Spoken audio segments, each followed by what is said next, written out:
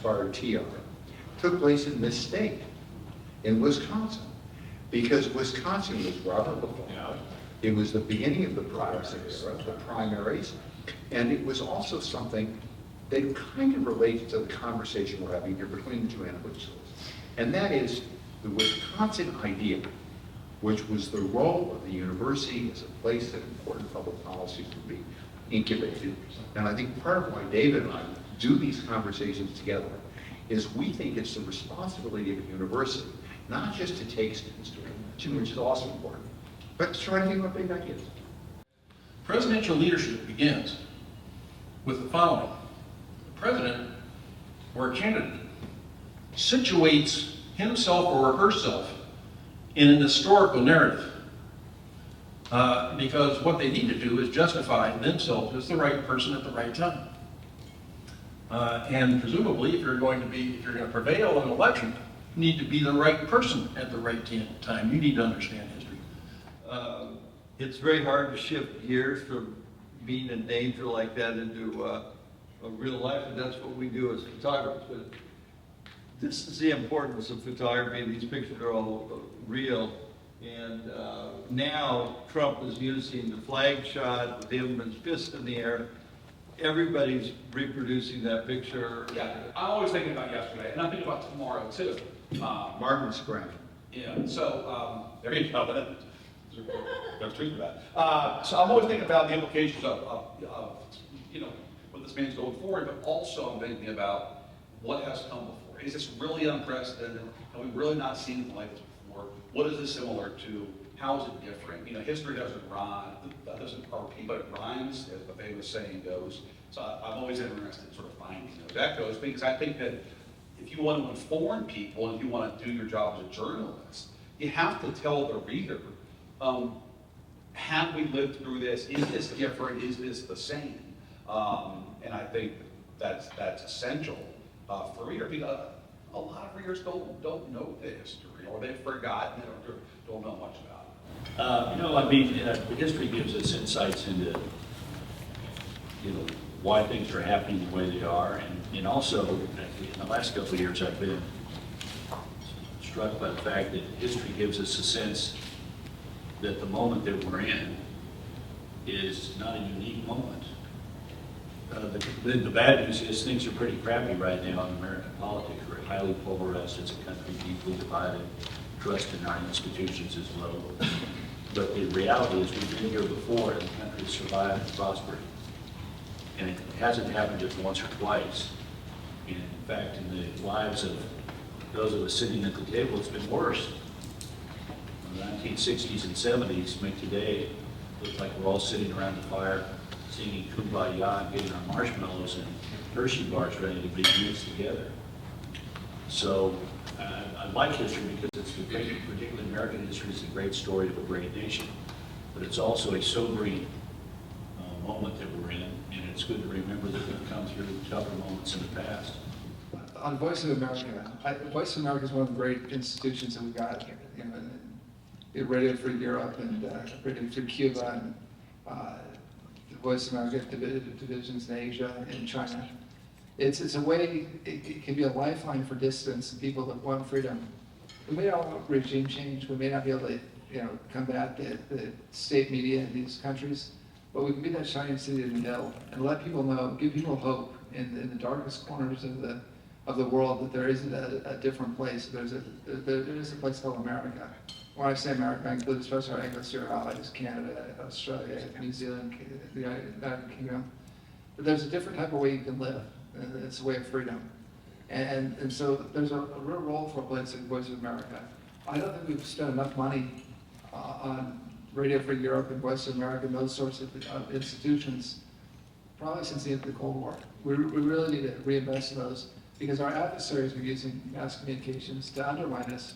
We need to use our mass communications, I don't say in a political warfare sense, to undermine our adversaries, but to give hope to people who want hope. And that's what, when I think of Voice of America, I think of hope, not of political warfare or disinformation, but it's, even if it's playing jazz music, that they can't get in their country.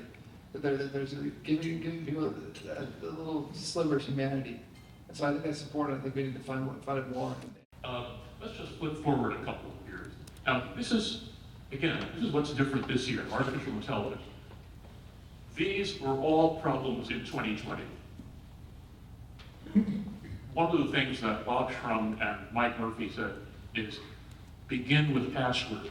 I said, passwords, you gotta be kidding me. No, begin with passwords. Judy sees our post-program assessments, and in our, the thousands of people, we've reached thousands of people in our workshops in all 50 states. You ask them, have you changed your password? 90% of them change their password after our workshop. We don't want to know what it was before. Multi-factor authentication, you have to do it to get into your bank account, probably. Social engineering, phishing, unprotected data. All of these are now much more of a problem.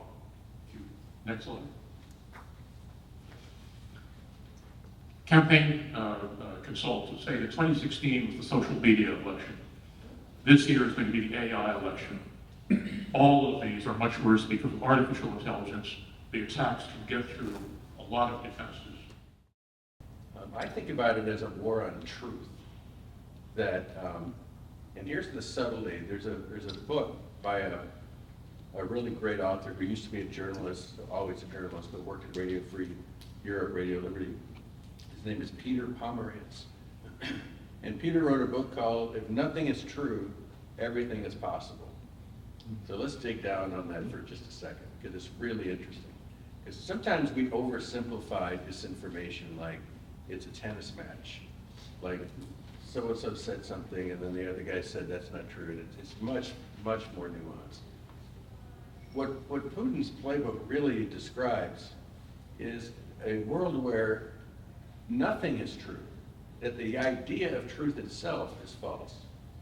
And once an authoritarian establishes that nothing is true, then they can paint on that canvas anything they want. For some reason, fact-checking, which I think is a noble mission, has kind of fallen in the same way that it's just people don't believe it. I mean, honestly, you would think that it would have a more of an impact, but it's kind of the same impact that, just normal news stories have, where half the population doesn't believe it and half the population believes it, and it's confusing to me why that is. It shouldn't be, and so I think what it is, it's a real challenge to journalists, including people at VOA and others, to think about, you have to start with facts. You can't change the facts, but how do you persuade people? How do you get people to believe you? There's been such a loss of trust in the media that we're working sometimes we're swimming against the tide. But to me, that's a challenge for journalists that we have to figure out how better to earn the trust of our readers, our audiences. It's a big challenge, and I wish I had a silver bullet to answer that, but it's a great question. Even as diplomats, we are telling the truth. They say diplomat is the honest person who's sent abroad to lie for their country. What we try to do is not to lie for our country, but because one of the things that's interesting, I think, about the human nature is that if I am real and authentic to you, you're more likely to be real and authentic to me. And I can't be real and authentic if I'm lying about what's going on in the US. And I think foreigners, especially if they're from a more authoritarian country, are really shocked when an American diplomat tells them the truth. And that sort of provides the context for when VOA is telling us the truth. And I think, and I hope this doesn't sound hopelessly naive, but I think Americans are pretty truthful people. Let me just say a couple of quick things about 2022 and the difference between that year and this. And it really is summed up in one word, and that is unity. In 2022, we had a very rambunctious campaign for governor in the primary.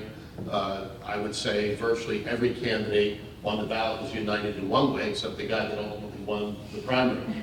And along the Senate side, you had President Trump coming in and bluntly endorsing the wrong candidate.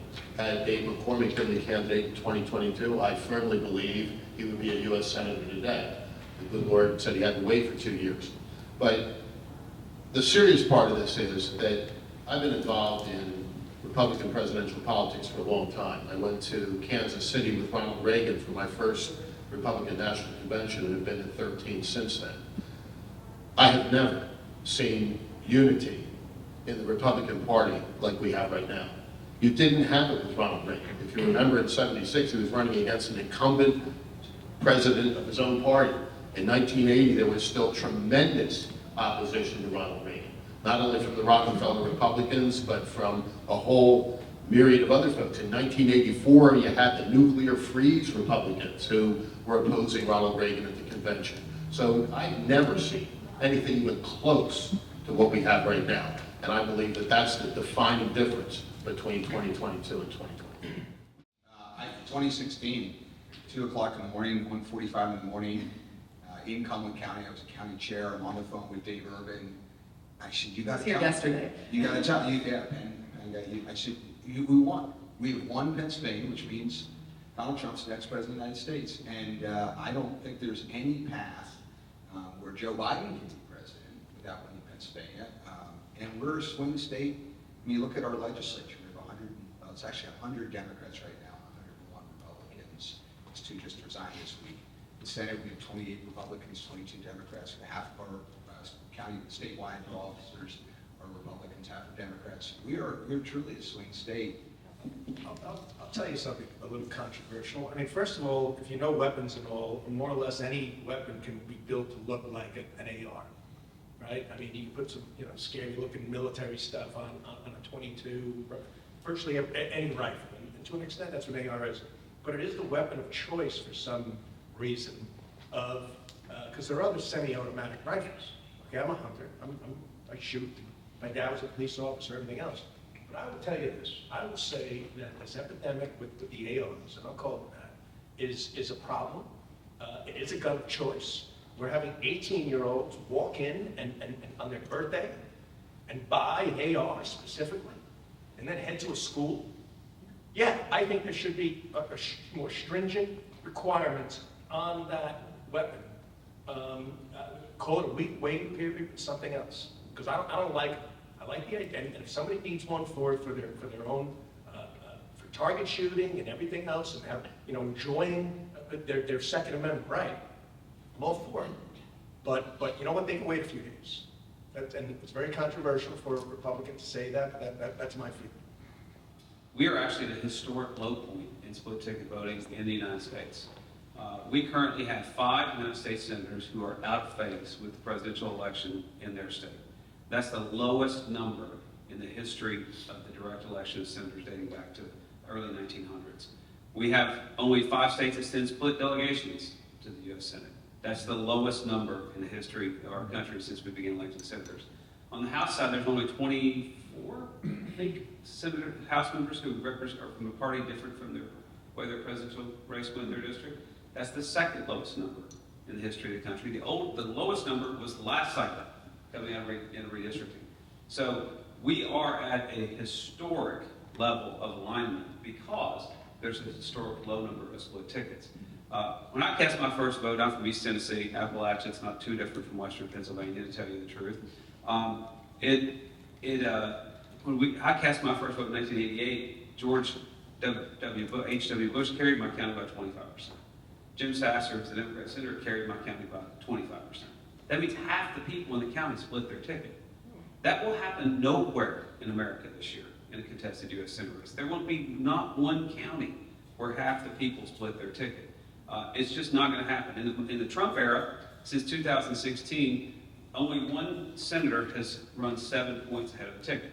That was Susan Collins, 2016, in Maine. Now, Maine's a state with no transients. Susan Collins has been in politics since '96. She was Bill Cohen's state director before that.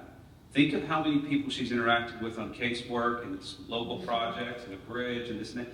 There were enough people she's interacted with personally to get her to 7% above. And she only got 7% above the Trump number. So it's not feasible for anyone to do better than that. That's why I always say that if you look at other Senate races like John Tester and Sherrod Brown, they're dead, they're gone. Because they're not going to be able the presidential race is going to be wider than 7 points. In Pennsylvania, I think the same thing is going to be true. I think the Senate race is going to be within a couple of points of the presidential race, no matter what. Part of what I do is try to bring, Republicans and Democrats on the same show together to showcase, like literally show that you can talk to people, that there are other perspectives. I think it's important for journalists to go out of their way to understand their own personal biases and try to surround themselves with different perspectives too, so that people feel like there's a home and that they feel seen in a broadcast. Because if we only do echo chambers, that's really dangerous, and then you stop seeing other people as people and you just start seeing them as evil. And if you really do believe that somebody is, the next Hitler, which is the language of there's an argument that if you could kill Hitler and stop him, then you should. Like that's the way some people think.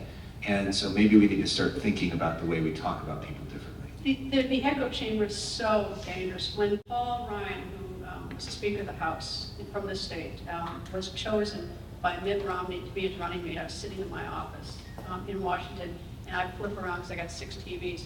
And I can't tell you how many people, as I was sitting there watching, said that it was, quote, a bold choice. And I thought, well, why isn't everybody uses the same word? Everyone says it's bold. It's like, everyone's saying the same thing because the journalists don't get sent out. They sit and talk to each other. A lot of political journalists, so they pick up the same language, they have the same thing, and they're not thinking out of the box. And that's another problem with not sending people out. In terms of I've never met anyone in Congress, Republican or Democrat, who didn't come to Washington wanting to fix something or solve something or do something. Everybody does. We have a different way of getting there. And I think the press did a disservice to our politicians when they gave them so much heat for these CODAs, these delegations of Republicans and Democrats that get on a military plane and go someplace.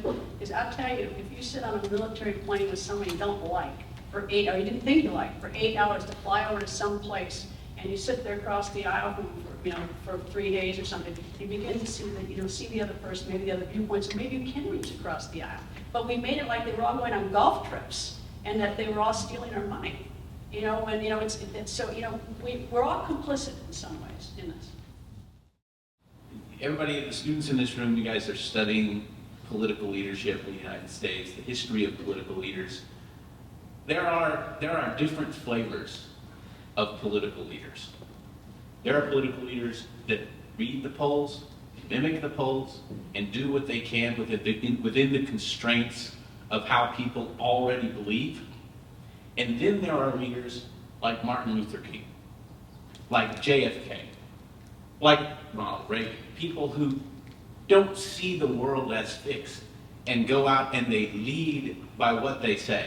They change the polls. There was not a leader like that. Why was DeSantis afraid to criticize Trump? At the very beginning, Trump's biggest threat was DeSantis.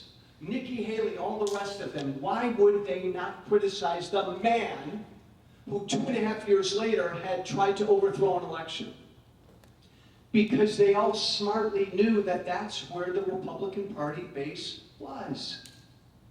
And they were all making a bet, and they would say this privately at the time. This is why they got in against Trump. I don't think any of them tried to beat Donald Trump, Craig, from the beginning.